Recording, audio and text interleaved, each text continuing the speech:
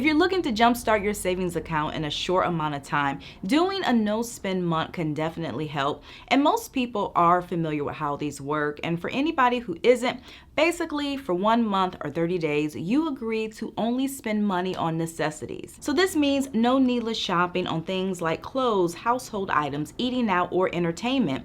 And the reason why it works so well is because spending money on these items is what prevents a lot of people from saving as much as they can.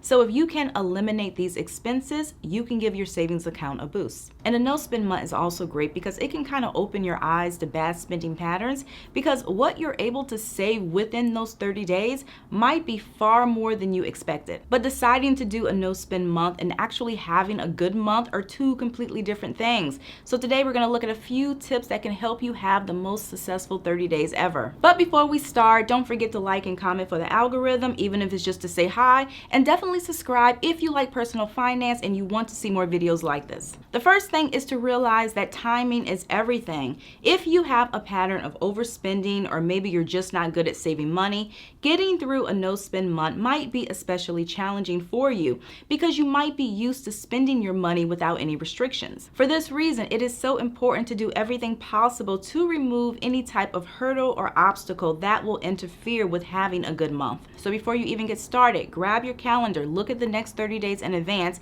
and make sure that you don't have anything going on that will make it harder to only spend on necessities. For example, maybe you have family and friends coming into town and you know they'll probably want to plan some activity, or maybe you're taking a few days off for work and you want the flexibility to do something fun even if it involves money. The bottom line is that certain times of the year might make it harder for you to complete a no-spend challenge, so to make things easier on yourself, you really want to plan your 30 days around these times. It also helps to make your plans known. Now, I don't have any stats, but we could probably safely assume that a lot of people who start a no-spend month don't always make it to the end, and this is for various reasons. And honestly, there isn't really a foolproof way to ensure that we're able to hit this goal, but one thing that might help is to make your plans known to somebody. Now, I do believe in moving in silence because everyone doesn't need to know all of your business, and sometimes the less people know, the better. But at the same time, hitting a goal means we have to be accountable for our actions, and some people really struggle with this and they need someone to help them stay motivated and to check in with them. And if this sounds like you, telling one person who you trust about your plans might be the one thing that can really keep you focused and help you get to the finish line. But you have to choose the right person, and ideally the right person would be somebody who has similar financial goals as you do, maybe someone who's good with saving, but definitely somebody who will not discourage you.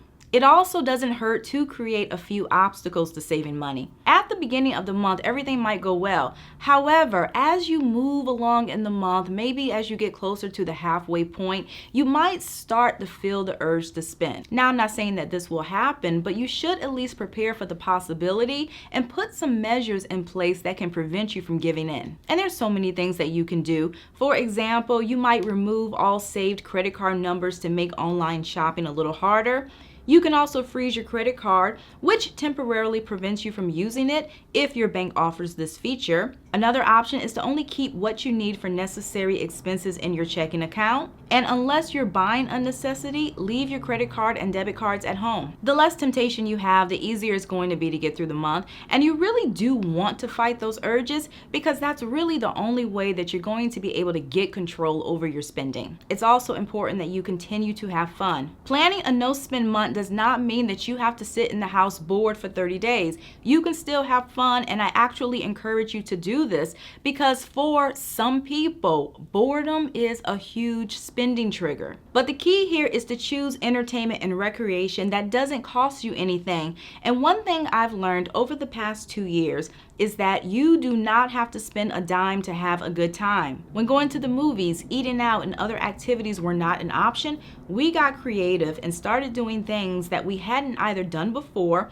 or that we didn't do that often. And these included hiking, crafts, and photography, and it was enjoyable. And we're still enjoying those activities and spending less money outside the house. So before you start a no-spend month, really sit down and think about fun ways that you can entertain yourself that don't cost a thing.